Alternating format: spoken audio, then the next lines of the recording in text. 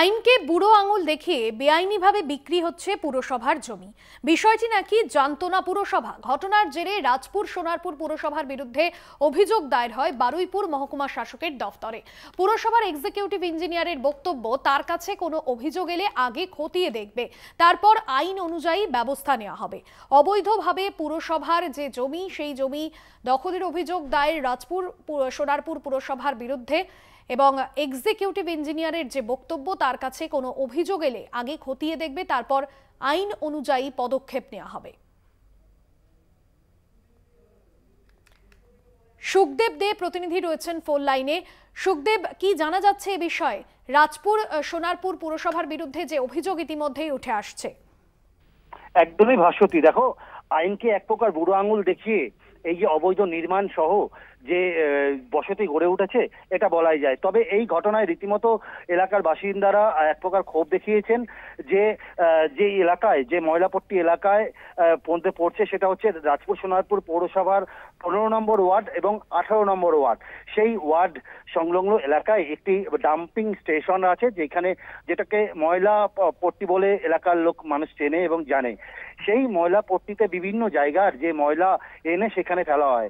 এই ময়লা পট্টি যে এলাকাটায় অবস্থিত, সেখানে একটি বোর্ড মারা হয়েছিল রাজপুর সোনারপুর পৌরসভার পক্ষ থেকে।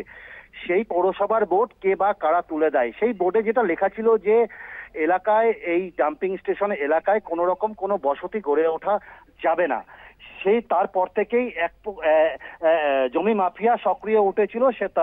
সেই বোর্ড খুলে দেওয়ার পরে সেখানে তারা ওই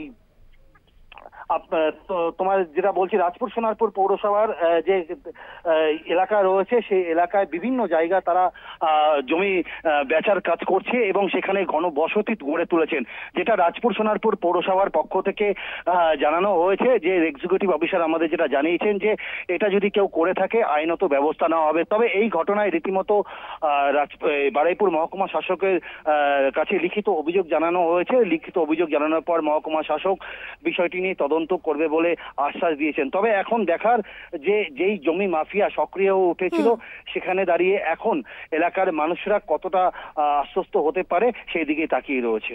একদমই, ধন্যবাদ সুখদেব।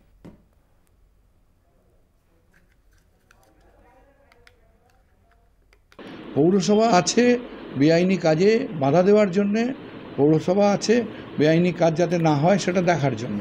তো যারা করছে তারা হয়তো কিছু কনস্ট্রেনের মধ্যে বাস করছে বলে তাদের কেনা জমিতে বা ওই এলাকার পুরনো মানুষ যারা, তারা যাতে এই 200 মিটারের মধ্যে যাদের জমি আছে তার দাম পাওয়ার জন্যে ভেতরে ভেতরে বিক্রি করে দিচ্ছে।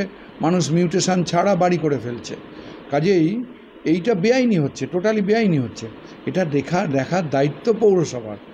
এবার এখন গরিব মানুষ জমি কিনছে, তারা আশা করছে যে আমরা আগামী দিনে সমস্যায় পড়তে পারে।